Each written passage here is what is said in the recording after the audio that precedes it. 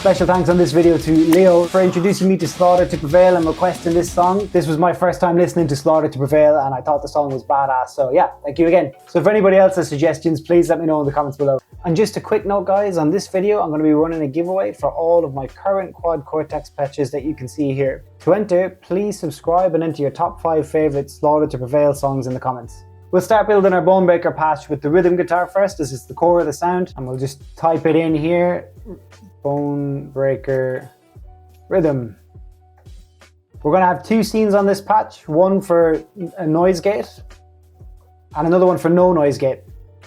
You could also use stomp mode if you prefer, because there's only one block that turns off and on in this patch, but I'm just in the habit of using the scenes, so I prefer that. This patch is going to use both paths because we have 2 amps and we have got a retuner block, so those take up a lot of the DSP, so we need as much space as we can get. On the multi-out up here, we're going to change this to row 3, and now we should see previous row appear here, and on this output block we're going to set multiple outputs. So basically what's happening here is the guitar comes in here to this block, runs through that line, and then this says go to row 3, and now we're here, and now we run through this line before we go out to the speakers. Checking online, it looks like the PV5150 was used for this song, and so we'll add the PV505 lead amp.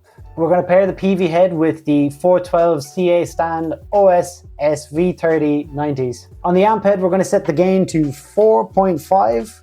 It's important to keep the gain as low as possible whilst being as heavy as the song sounds. Sometimes if you push the gain too hard, it can just sound like noise and mess. And this song is super heavy and noisy, especially on the low parts, that you can't afford the messy overgain sound. For the EQ, we're going to go super thin and set the bass to 2.0, the mids to 1.6, the treble for 1.5, presence is going to be 10. This is another kind of counterintuitive thing. You would think that this would be super bass heavy and gainy, but if you try dial it in that way, you'll just notice it's a mess of noise. Stripping back the gain and the EQ is important. It just helps clear up the sound. We're going to set the depth to 8.1. Master is going to be 3.4. And output's going to be 3.3.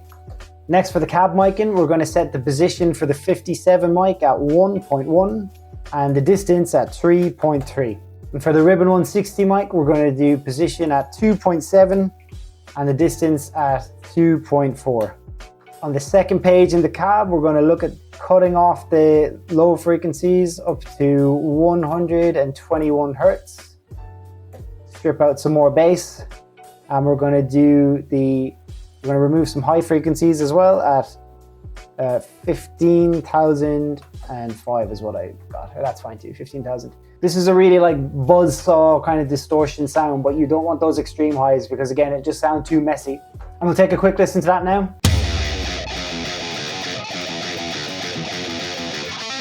By the way, you guys are going to want this block here to be input 1. I'm using USB 5 to reamp it and listen to it as I create it. So yeah, if you can't hear anything, you guys use input 1. I'm using this. Next, we'll want to get the song tuned to the right key. I played it in drop D instead of tuning my whole guitar down. I don't like changing the string tension that drastically on my neck just for one song. I like to keep it either in standard or drop D. And then I use the tuning blocks in quad Cortex to retune the guitar. This is better for the neck and it's good for keeping the strings at a consistent tension so that you don't have to readjust to playing on looser strings. To get down to drop A from drop D, we need to set the semitones on the transpose block to -5. Your input gain is going to be 0 on the input block, and then after the input we're going to use the utility block adaptive gate, and we're going to set this rather high to 87.9. What the noise reduction block does is when you're not playing, it'll shut off your audio altogether and it gives it that really stop-starty noise that's present in Bonebreaker. Next, we're going to add a compressor and we're going to set the threshold to -29.1. Ratio is going to be 4.93. The attack's going to be 5.0. And the release is also going to be at minimum with 50 milliseconds. Makeup gain is going to be -6.2. That compressor is just going to keep our volume really consistent and give us that highly produced sound that Bonebreaker has. For the overdrive, we're going to add an exotic Z boost and we're going to set the gain to 4.6. The bass is going to be 5. The treble is going to be 5.2 and the volume is going to be 10. After the amp, we're going to add the parametric 8 EQ. Starting with our first parameter here, we're going to set this to high pass. We're going to set the frequency to 131. And then on number 2 here, we're going to use frequency of 248. And we're going to set the gain to 3.4. And the Q to 7.1 is fine. On number 3 here, we're going to use the frequency of 731. We're going to set the gain to minus 6.7. And the Q is going to be 1.26. On 4 here, we're going to set the type to peak, the gain to 3.4, the frequency to 3660, and the Q to 0.43. And then finally, we can enable number 8 here to do a low pass. We're going to set the frequency to 13,600. The thinking here is de-muddy the sound, cut out more bass, and same at the high end, get rid of that just noisy crap that's going to inevitably come from the high gain sound. Number 3 here is going to make some room for the singing in the middle, and then we're just going to push on either end around that to get some volume for the guitar itself. So let's take a listen to that now.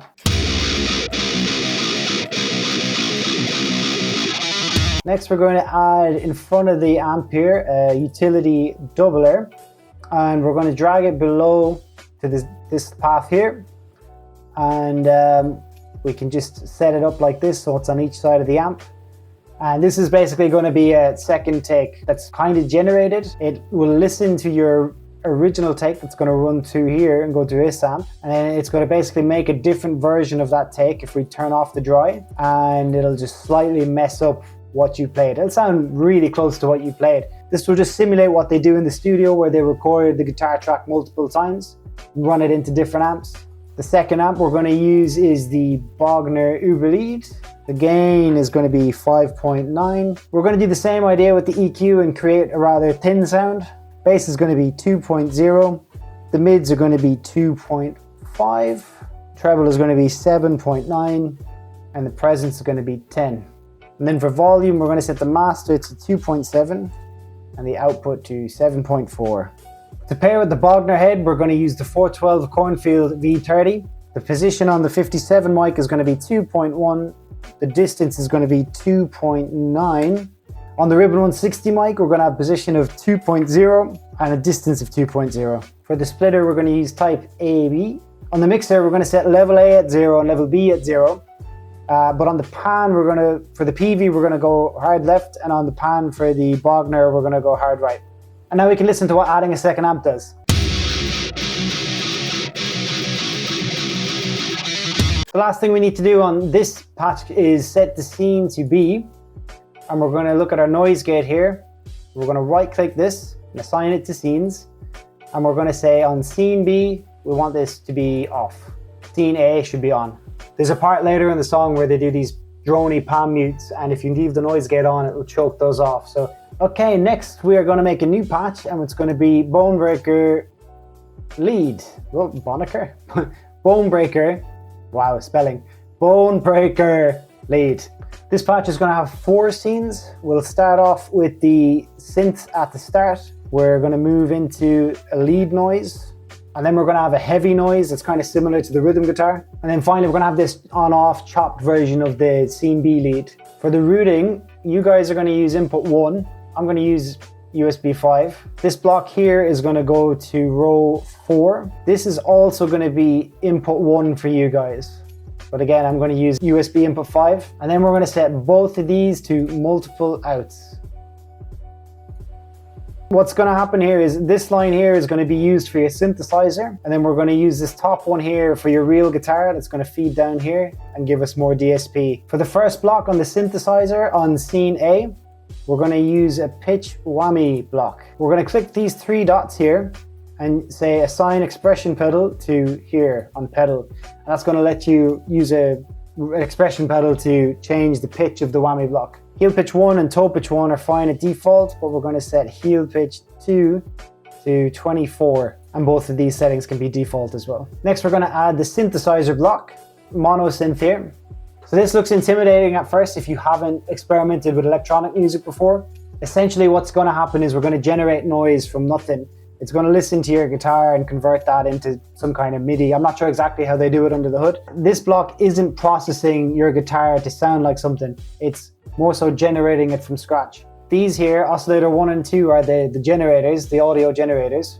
And we're going to set both of them to what's called saw waves. We're going to turn up the unison amount to 5, which is just going to give it more similar voices. It'll make it sound more stereo. Oscillator 1, we're going to make lower, going to be -12 to be an octave down.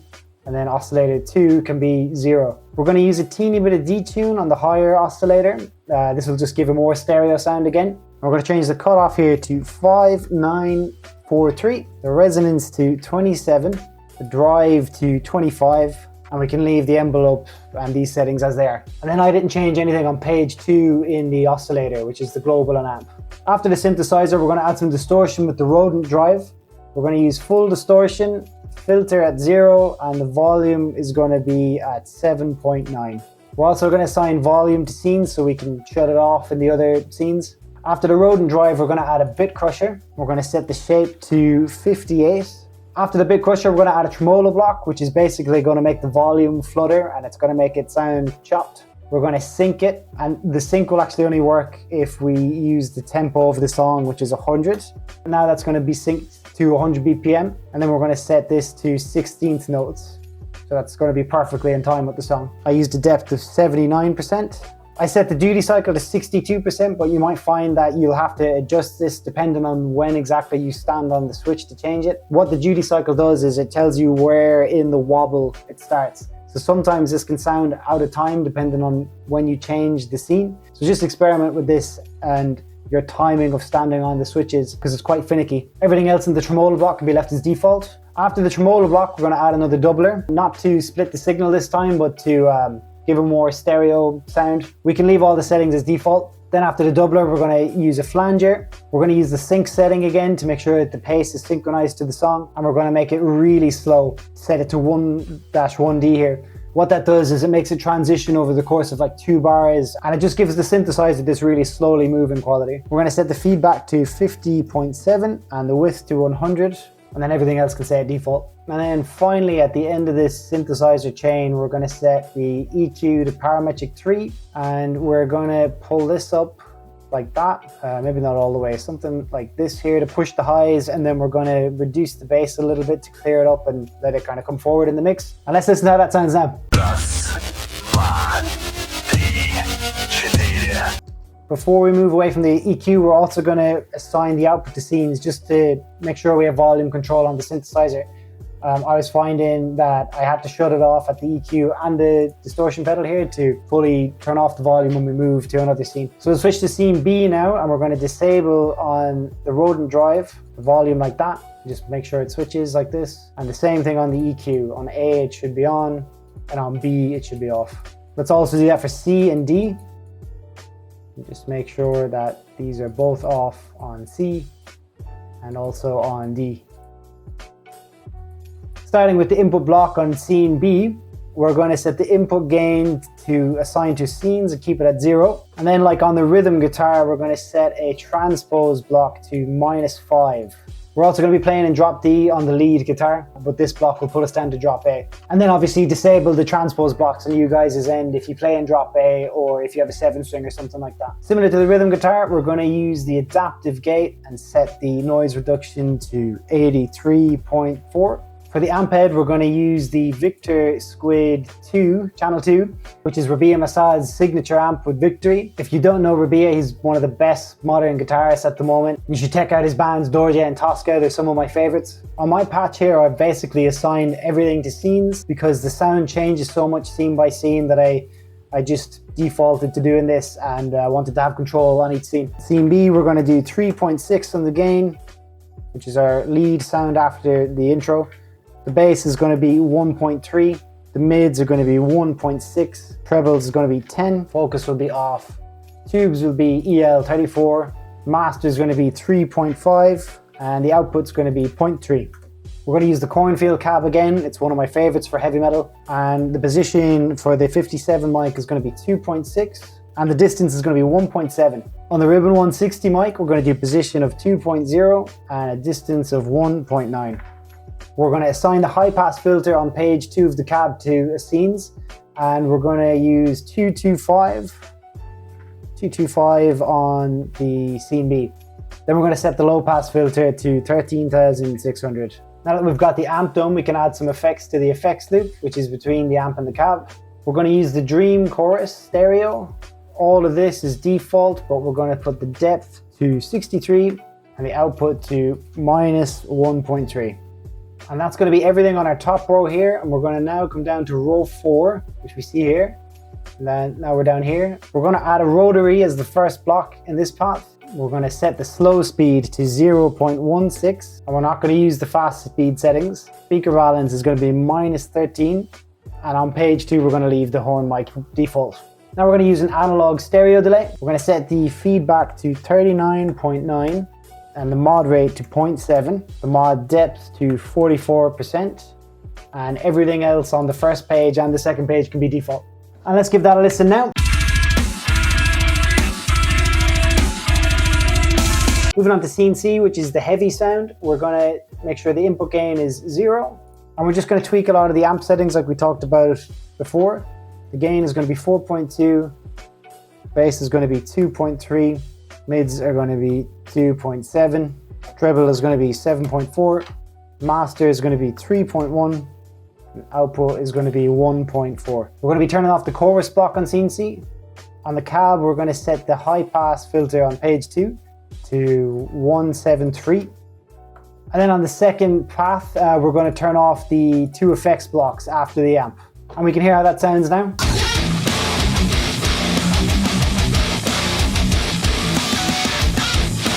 Finally, we're going to look at scene D, which is the kind of chopped up sound under the really heavy section. Input gain for that is going to be 8.8.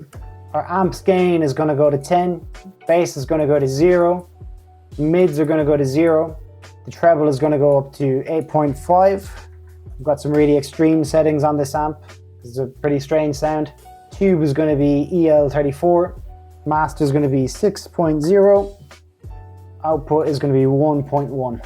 We're going to turn the Dream Chorus back on for this. And on the cab, we're going to set the high pass filter to 500 Hz. We're going to add a parametric 3 Q block with a low and high pass. And we're going to set it up like this here. We focus on the higher end of the spectrum, and we're going to push and just make a hump here. Because this sound is basically just noise, if we don't cut off a lot of the frequency, it's just going to invade the rest of the song. We need to make a lot of room on the lower frequencies for the heavy sections, the drums and the chugging riff. We can re-enable the rotary block and the analog delay down here. And up here after the EQ, we are going to enable a tremolo block. We're going to sync this to the song, and we're going to use 16th notes. We're going to use the depth, which is pretty much how deep the cut is. We're going to set the waveform to saw down. And then again, the same with the duty cycle as before. You might need to mess with this to get it to sound like it's in sync, but 36% worked for me. And then we're going to set the smoothing to 64%. And then the fade in will be 1 millisecond. And we can leave page 2 as 1000 milliseconds, but we're going to set the boost to 5%. And we can have a listen to how that sounds now. Again, thank you so much for your request, Leo. If you enjoyed rebuilding that together, guys, I've also got Cowboys from Hell here and Hot for Teacher here. Cheers.